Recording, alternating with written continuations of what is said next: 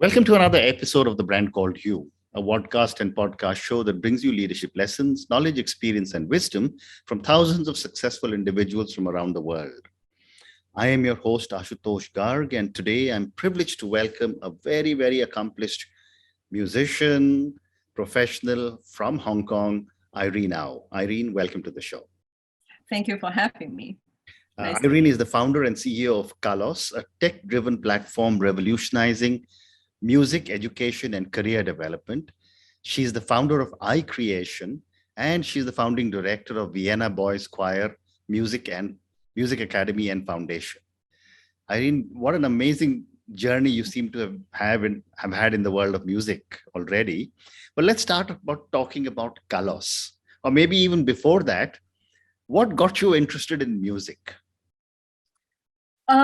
I would say I am really grateful that I had a chance to learn some music in very young age. Mm-hmm. I was not born in a musician family, but my father loves music and he knows there are so much benefits music can give to children. So he encouraged me a lot. So I just got a chance to learn playing piano, and I'm a little bit reluctant to call myself a musician because I don't spend most of my time right now performing, but I'm actually doing a lot of the events management for music, but having a musician training background definitely helps. Okay.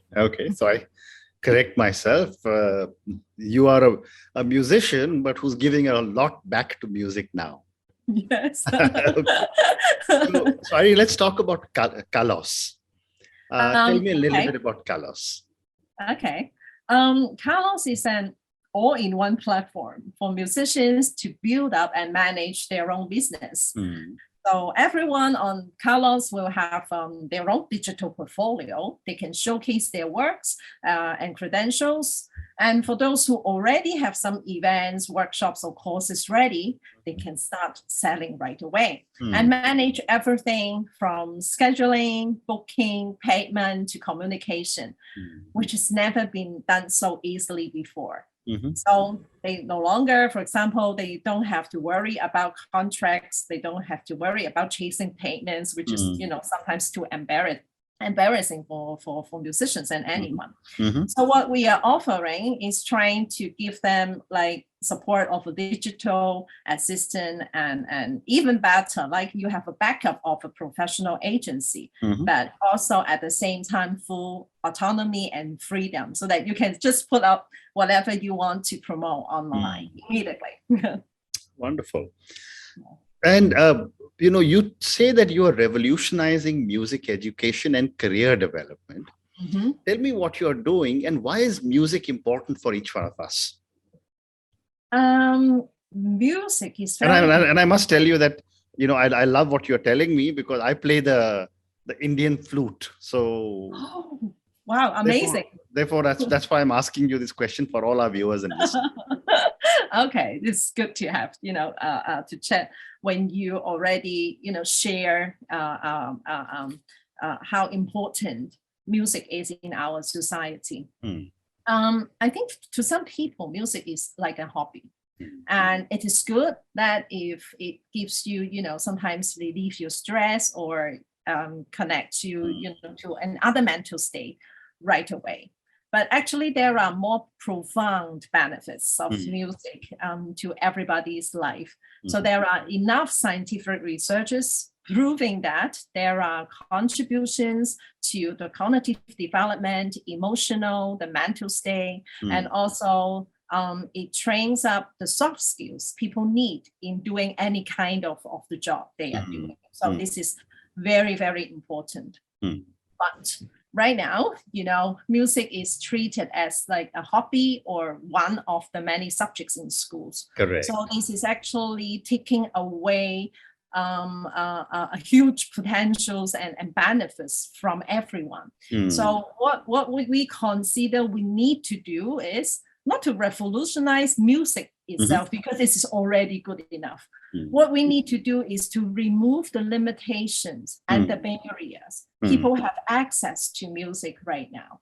So what we want to do is to give access and affordable access to everyone as early as possible. So this needs actually a systematic way or a structural change of the current situation.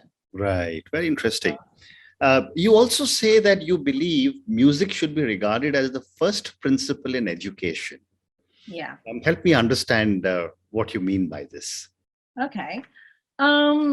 If you think about it carefully, during the process, you hear music, and when you learn music, there are a lot of other things that are trained at the same time. So music is actually the foundation of learning, is the skill of skill by listening, for example.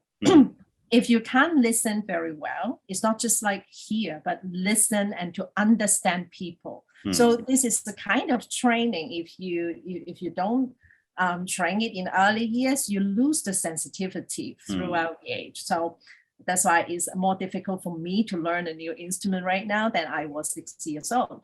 So it's the skill of skill. It gives you all the basic parameters and to get you ready to learn other things. The communication skills, after you listen, you express yourself, whether in the right words or actually more important, the right tone and emotion, and how to cooperate with other people, like as if you're playing in the orchestra, the ensembleship, everything. So that should really be taught at a very, very early stage of a person's life.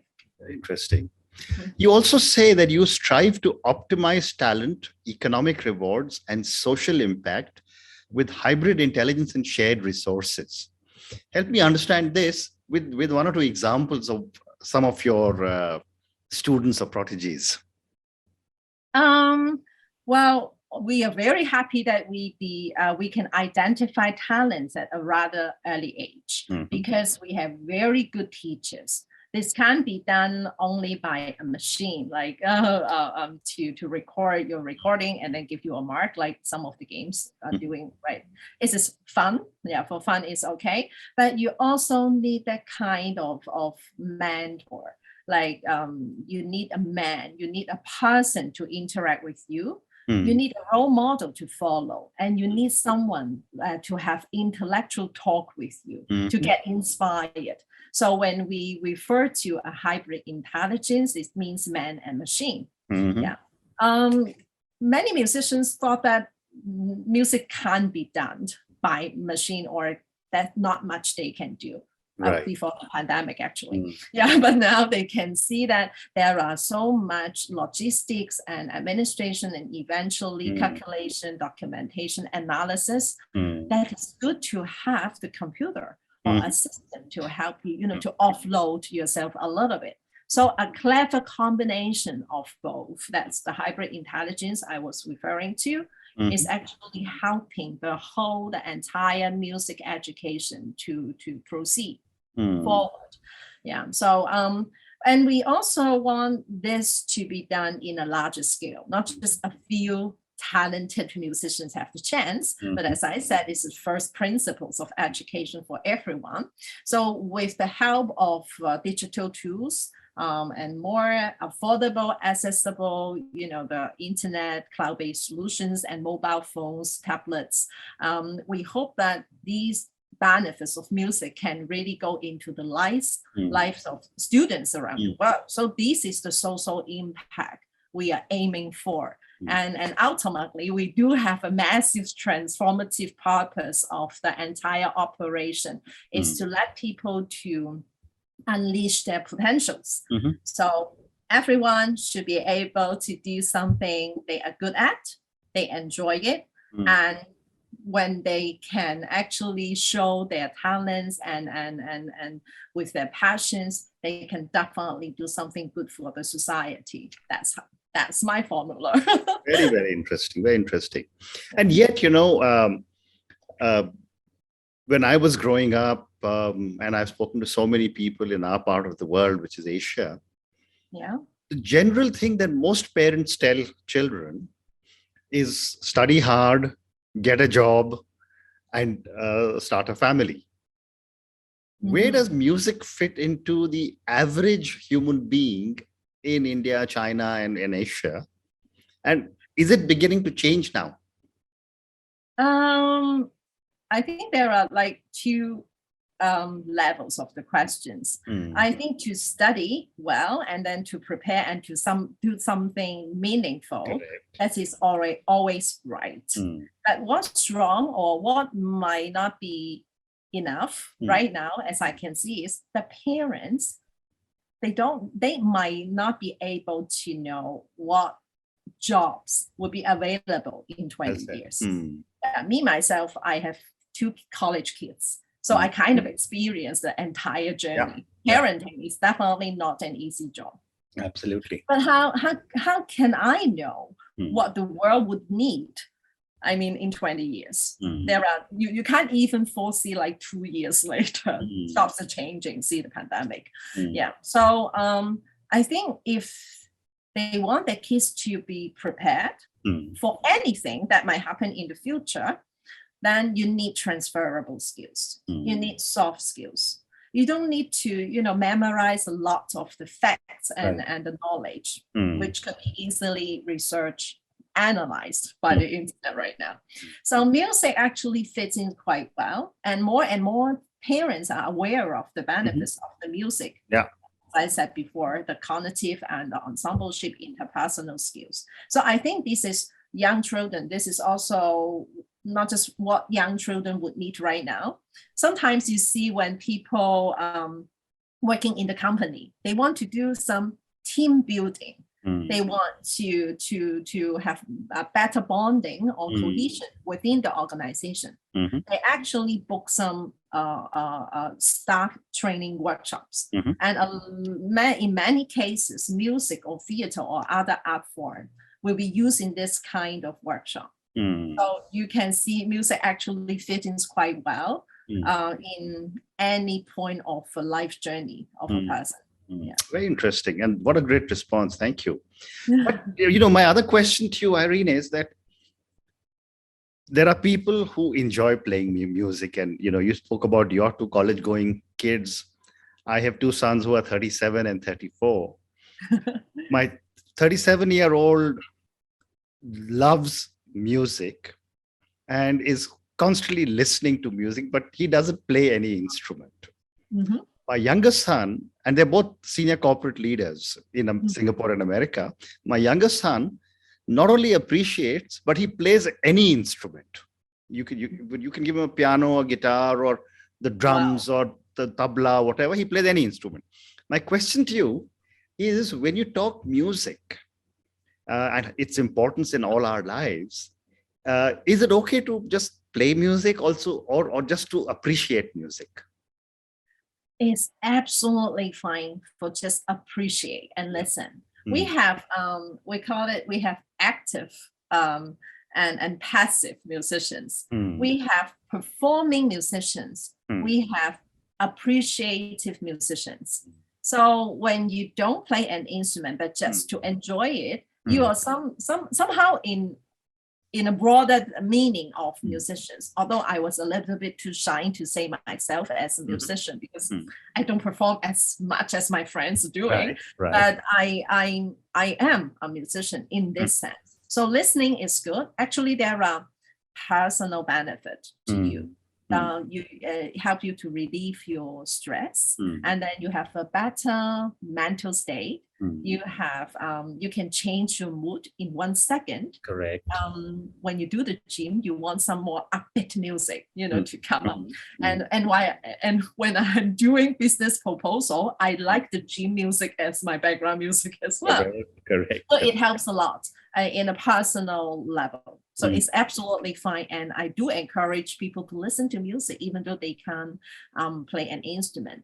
But nowadays, it's much easier to unleash your creativity because it takes really a long time to get trained to play an instrument well, right?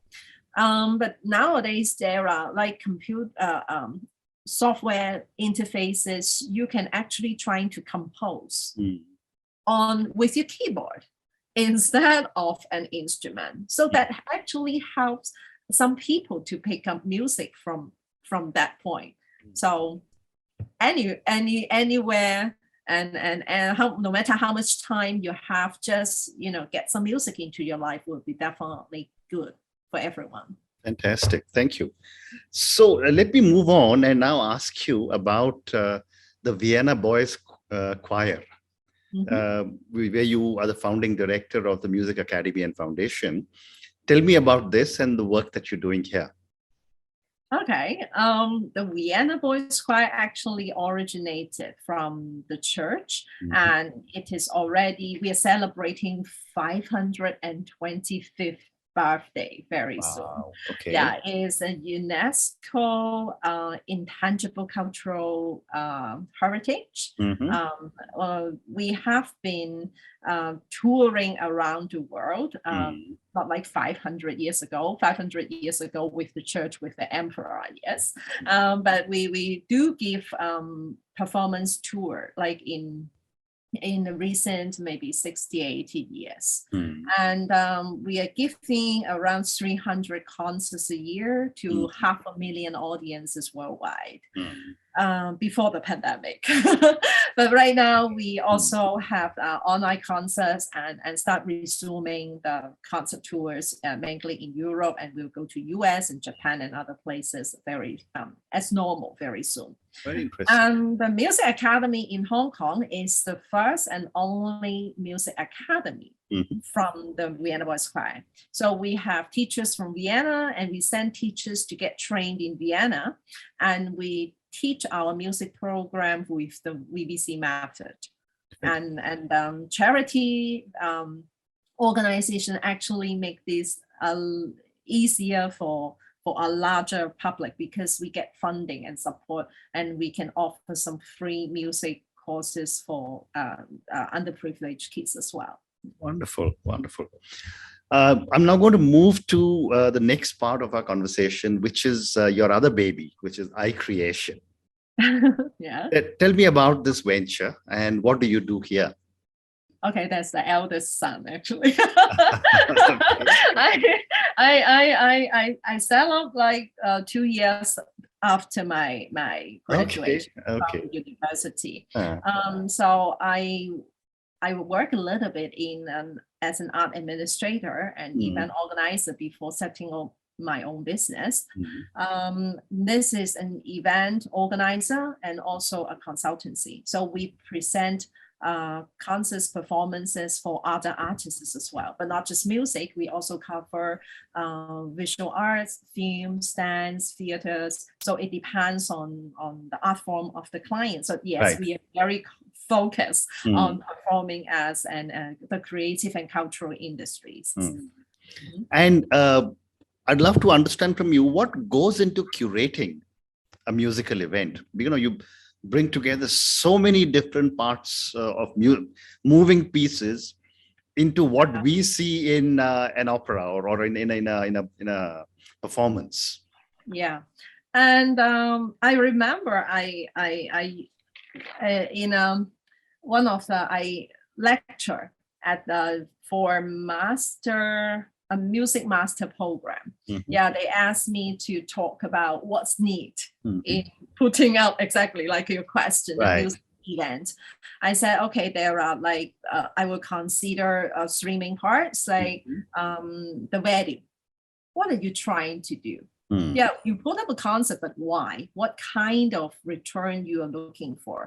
People talk about ROI, but we will say ROO, the return on the objectives. And then we have to manage the artists. This is actually the biggest and sometimes most challenging part of the entire thing. And then the event. The event is actually quite easy. So I would say only if you have all these three things in place. Otherwise, there might be something missing at the end.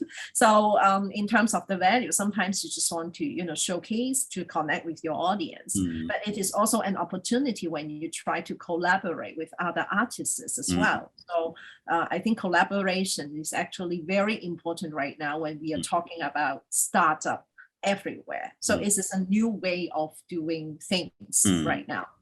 And for the artists, I think what what people like working with us, Mm. one of the biggest reasons is our respect. Mm. We really have a lot of respect to the artists, more than we take care of them more than taking care of ourselves. Mm. So you put them first and see what they want to do and take care of their well-being, especially for those who are traveling long way. And you have to translate, not just in terms of the language, but the culture. So you really need to take care of them, communicate with them, and make them comfortable, like at home, no matter where they are.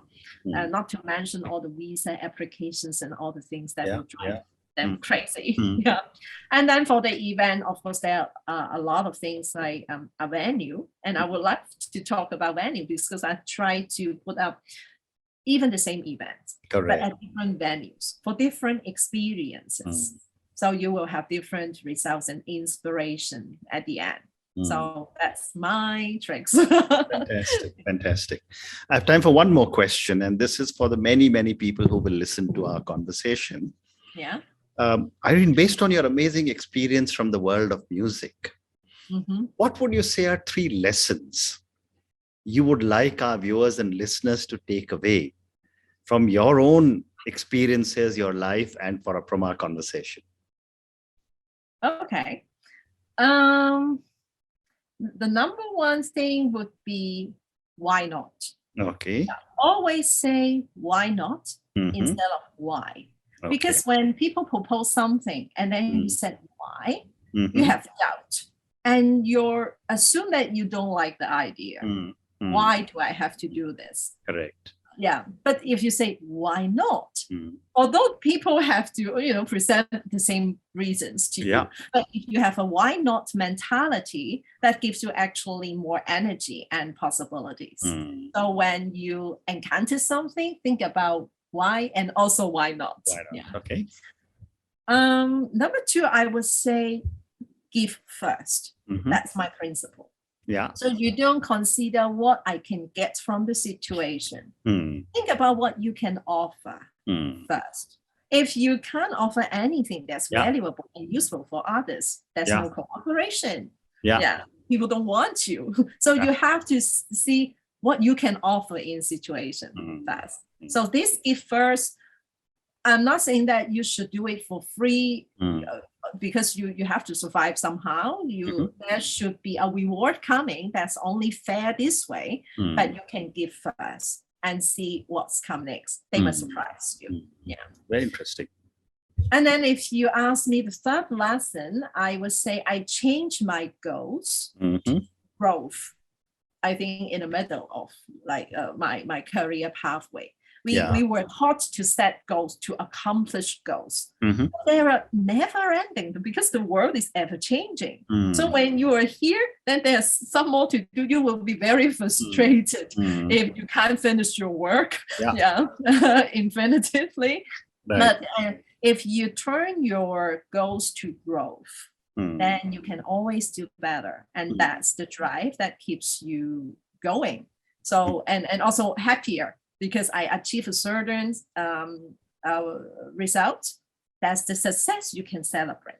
And based on this success and also failure, then you grow to the next stage. Amazing. So if I wish I learned all this earlier in my career life, but I'm learning every day. So I'm happy to to actually learn 3 lessons from you and the others.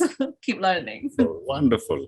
Yeah. Irene, on that note, and after that, this incredibly uplifting conversation with you from music and the world of music, and your 3 amazing lessons of why not instead of why, give first, think of what you can offer, and look at changing goals for growth.